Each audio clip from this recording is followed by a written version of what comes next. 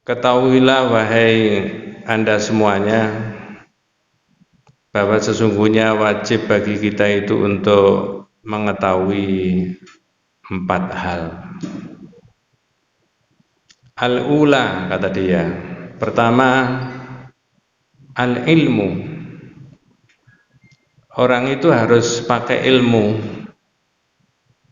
Terus dalam kurung wa huwa ma'rifatullah wa ma'rifatu nabihi wa ma'rifatu dinil Islam bil adillah. Saya sebutkan yang pertama dulu. Yang pertama tadi adalah pesannya beliau, orang itu pakai ilmu, terutama tentang 3 hal.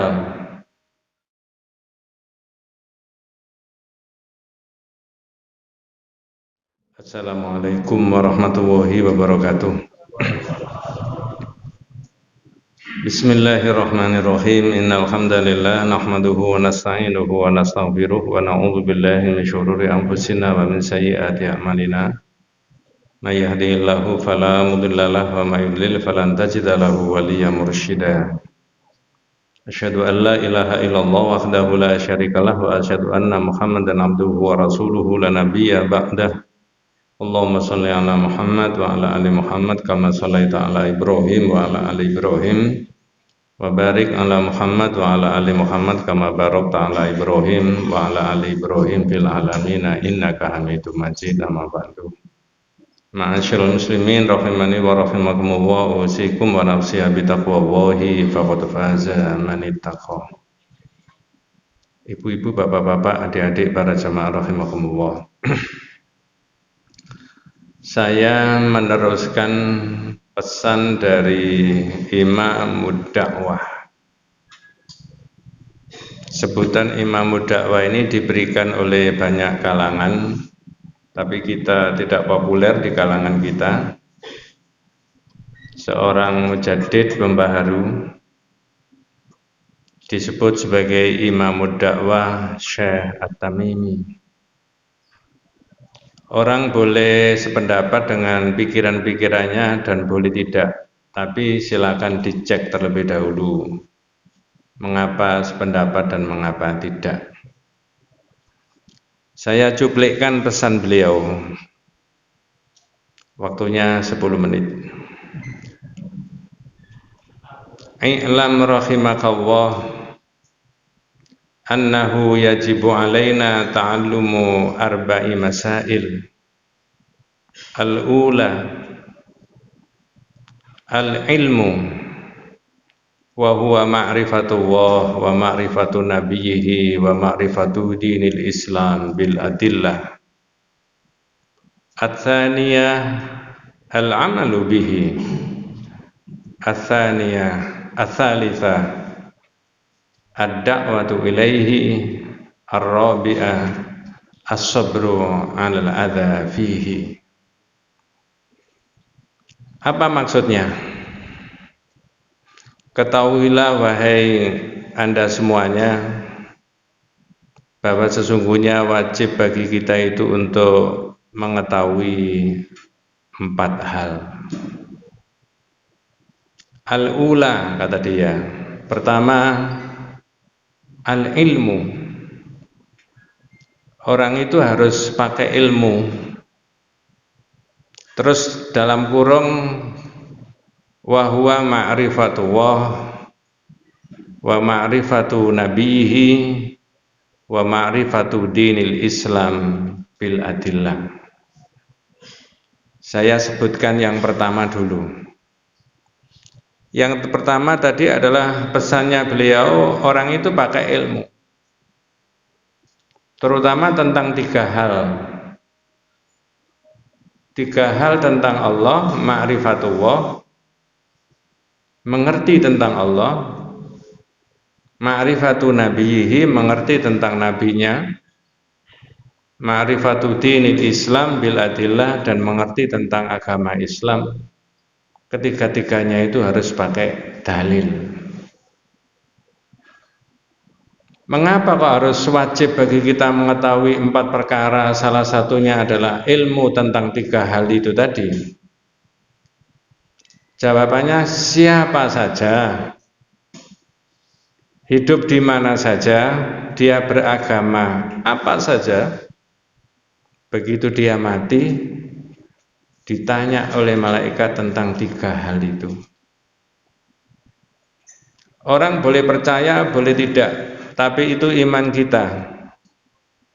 Di dunia kita boleh ketawa ketiwi, ya, bersendaguro, bermain-main, ini itu dan sebagainya, tapi begitu mati ditanya oleh malaikat tentang 3 hal itu tadi.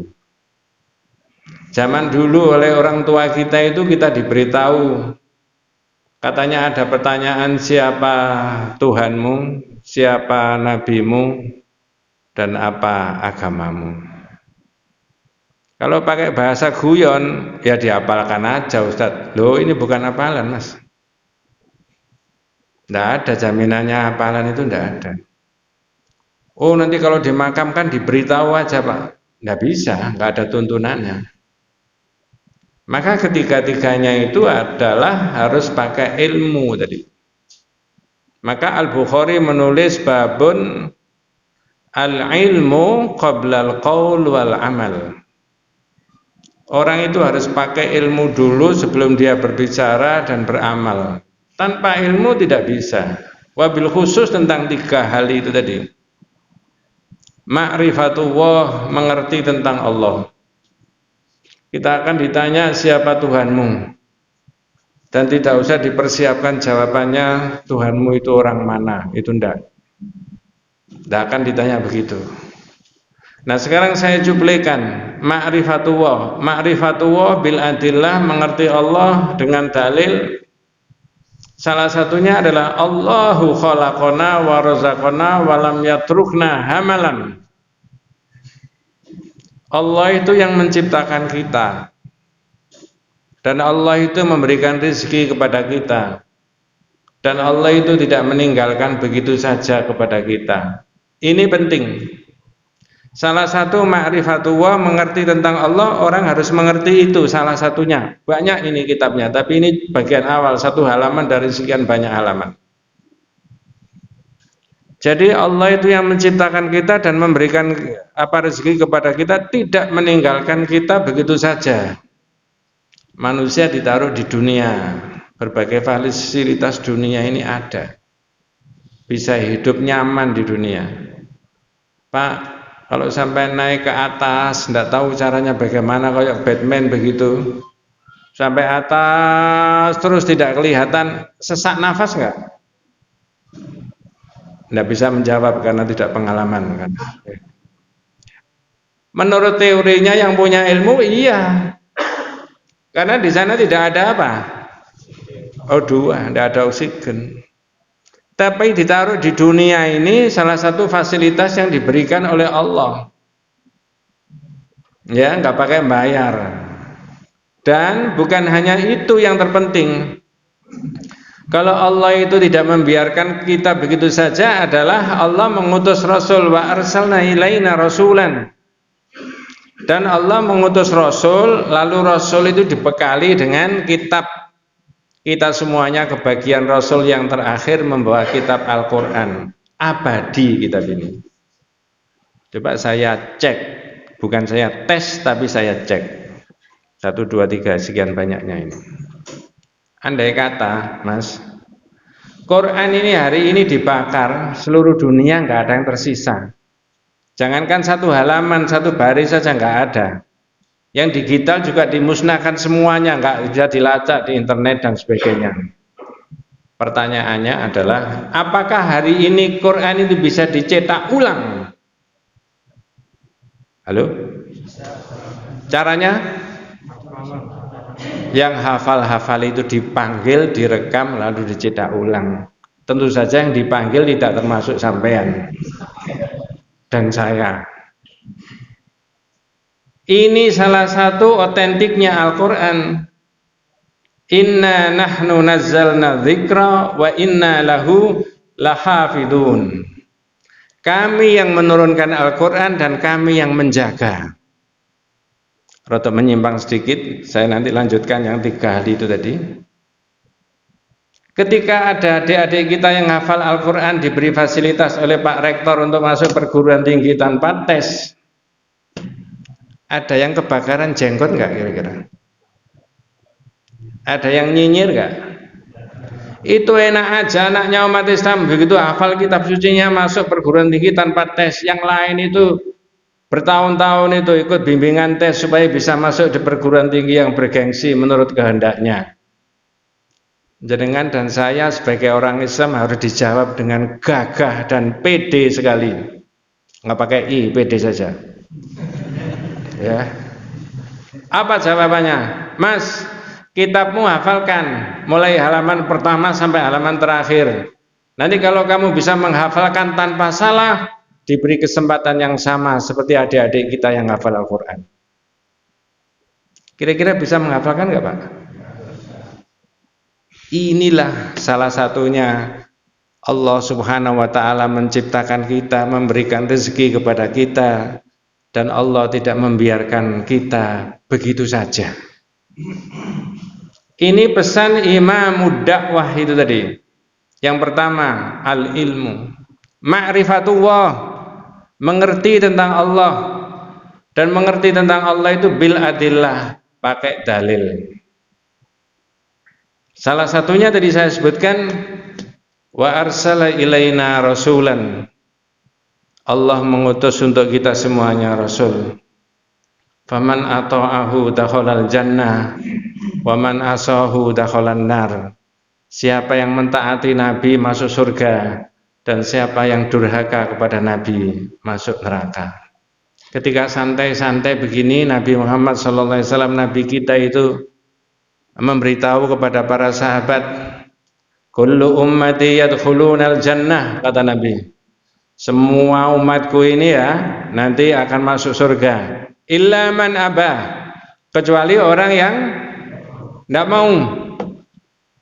Itu andai kata jenengan didhawuhi Nabi saat itu ya terheran-heran, kok ada orang tidak mau masuk surga. Maka para sahabat tanya sama Nabi, wa man abah ya Rasulullah, Nabi siapa yang nggak mau? Kata Nabi, man ata'ani dakhalal jannah wa man asani faqad aba, ai dakhalan nar. Siapa yang mentaati aku, maka orang itu dijamin masuk surga, dan siapa yang durhaka tidak mentaati aku, maka orang itu masuk neraka. Maka hati-hati dengan syirik, maka hati-hati dengan bid'ah. Imam Malik mengatakan apa yang dilakukan oleh Nabi yang disebut sebagai agama saat itu adalah agama, dan yang tidak disebut sebagai agama bukan agama. Maka insya Allah jamaah ini sudah dipilihkan dengan istihad kita mana yang aqidatus shahihah, akidah yang benar, yang jauh daripada syirik, dan mana yang itu kemudian syirik, mana yang sunnah, naudzubillah, dan mana yang bid'ah. Itu salah satu ma'rifatullah. Masih ada waktu? Kalau tidak ada, wabillahi taufik wal hidayah. 2, ma'rifatun nabiyhi, mengerti tentang nabinya. Bukan sekedar siapa bapaknya, siapa ibunya, lahirnya kapan, kemudian usianya berapa, meninggal tahun, bukan sekedar itu. Tetapi mengerti Nabi itu termasuk marhalatun Nabi, salah satunya periodisasi daripada perjuangan Nabi. Maka periodisasi daripada perjuangan Nabi itu pertama dimulai dengan marhalatut tauhid, yaitu periodisasi dari tauhid. Sebelum menerangkan yang lain-lain, Nabi menerangkan tauhid terlebih dahulu. Yang kedua, marhalatul ukhuwah. Nabi kemudian mempersatukan di antara seluruh umat yang ada, termasuk di internal umat Islam, antara orang-orang Madinah dan orang-orang Mekah yang hijrah dari Mekah ke Madinah. Dalam bahasa Quran, orang Muhajirin dan orang-orang apa? Ansor. Ya. Kemudian yang ketiga adalah al-istihdad, persiapan menghadapi orang yang merecoki umat Islam. Dan yang keempat adalah tahqiqun nasr, ada kemenangan yang diberikan oleh Allah Subhanahu wa taala. Ini marhalanya. Padahal Nabi memimpin di masyarakat Madinah itu cuma 10 tahun. Betul Pak ya? Hijrahnya usianya 53. Nah kalau cuma 10 tahun, kalau pakai bahasa sekarang 10 tahun itu 2 periode. Jangan tanya Nabi minta diperpanjang apa enggak? Enggak minta diperpanjang. Justru hidupnya Nabi yang tidak diperpanjang oleh Allah Subhanahu wa taala. Ini mengetahui tentang Nabi, usia 63 wafat. Ketika sudah wafat, Abu Bakar sangat mengkhawatiri tentang Nabi, tentang umatnya. Jangan-jangan minta kepada Nabi, jangan-jangan berdoa memohon kepada Nabi. Coba saya cek dulu, nanti saya terangkan pidatonya Abu Bakar. Jangan pernah mendengar ada begini, Assalatu wassalamu alaika ya Rasulullah, qad khilati. Terusnya, untung sampai tidak bisa. Saya ulangi, Assalatu wassalamu alaika ya Rasulullah, qad khilati adrikni ya Rasulullah. Assalatu wassalamu alaika ya Rasulullah, qad khilati adrikni ya Rasulullah. Semoga salawat dan salam dilimpahkan Allah kepada engkau wahai Rasulullah. Sungguh usaha saya ini sudah mentok, tolonglah saya wahai Rasulullah. Boleh Pak? Halo? Nabrak ayat Al-Quran, surat Al-Quran yang panjenengan baca setiap hari. Setiap hari pasti baca surat itu. Surat apa? Al-Fatihah. Berapa kali? 24 jam kita baca surat itu. Loh lah kalau 17 kan sholat wajib tok sampean. Ya nggak ada orang Islam 17 kali itu Pak, pasti lebih. Nabrak yang mana? Iyyaka na'budu wa iyyaka. Apa terjemahannya Mas? Hanya kepadamu ya Allah kami menyembah dan hanya kepadamu kami minta pertolongan. Jangan minta ke Nabi. Ini ma'rifatu nabiyhi bil adillah, pakai dalil. Ketika Rasulullah wafat, beberapa jam setelah Rasulullah wafat, Abu Bakar sangat khawatir terhadap masa depan agamanya dan akidahnya umat. Begitu datang ke rumahnya Rasulullah, dilihat Rasulullah wafat, dibuka, kemudian dicium keningnya, walaupun itu bukan syariat, tapi kemudian Abu Bakar mengatakan, ya Rasulullah ma adyaba hayyan wa ma adyaba mayyitan. Nabi engkau ini hidup mulia, wafat juga mulia. Kemudian Abu Bakar berpidato di depan para sahabat. Ayyuhan nas qad araftum wa qad alimtum bi anna Muhammad qad mata. Wahai sekalian orang, Anda semuanya telah tahu bahwa sesungguhnya Nabi Muhammad telah wafat. Man kana ya'budu Muhammad fa inna Muhammad qad mata. Siapa yang menyembah Muhammad, sesungguhnya Muhammad telah wafat. Wa man kana ya'budu Allaha fa inna Allaha hayyun la yamut. Dan siapa yang menyembah Allah, sesungguhnya Allah itu hidup selamanya, tidak akan wafat. Kemudian Abu Bakar membaca ayat Al-Quran, wa ma Muhammadun illa rasul qad khalat min qabli rusul afa immata au qutilan qalabtum ala aqabikum wa may yanqalib ala aqibai fala yadhurru syai'a wa sayazzillahu syakirin. Muhammad itu tidak lain cuma rasul. Telah banyak rasul-rasul sebelum Muhammad. Apakah andai kata Muhammad itu mati atau dibunuh orang, kamu akan menjadi orang kafir kembali. Ini namanya ma'rifatu nabiyhi. Tadi saya sebutkan ma'rifatullah, ma'rifatu nabiyhi, tapi kedua-duanya bil adillah. Yang ketiga ma'rifatu dinil Islam, mengerti tentang agama Islam. Pertanyaannya begini, singkat saja, mengerti tentang agama Islam. Apakah orang Islam boleh membiarkan dirinya tidak tahu agamanya? Silakan dijawab. Apakah umat Islam kita semuanya boleh membiarkan diri kita tidak tahu agamanya? Jawabannya jelas, tidak boleh. Kalau tidak boleh, berapa kali kita mendatangi majelis taklim untuk mengerti tentang agama kita? Dalam satu hari, dalam satu minggu, dalam satu bulan, dalam satu tahun. Berapa kali kita buka kitab bersama Pak Ustadz, Pak Kiai untuk mentelaah mana agama kita. Kalau tidak mengerti agamanya, bisa diduga cara mengamalkan agamanya adalah ngawur. Ini pesan dakwah yang luar biasa. Ini baru yang pertama dari al-ilmu, pakai ilmu dulu. Ilmu tentang Allah, ilmu tentang Nabi, dan ilmu tentang agama. Ats-tsaniyah, yang kedua, wal amalu bihi, mengamalkan agama. Tidak saya terangkan. Yang ketiga, ad-da'watu ilaihi, mendakwahkan agama, tidak diterangkan. Yang keempat, ar-rabi'ah, as-sabru 'alal adza fihi, sabar ketika menjalankan dan mendakwahkan agama itu, kemudian disakiti dan dipersekusi oleh siapa saja. Ini diuraikan keempat poin itu sangat penting dan banyak sekali, saya rasa begitu. Ya, inilah pesan dakwah yang disampaikan oleh Imam Dakwah. Mudah-mudahan bermanfaat. Wabillahi taufiq wal hidayah. Wassalamualaikum warahmatullahi wabarakatuh.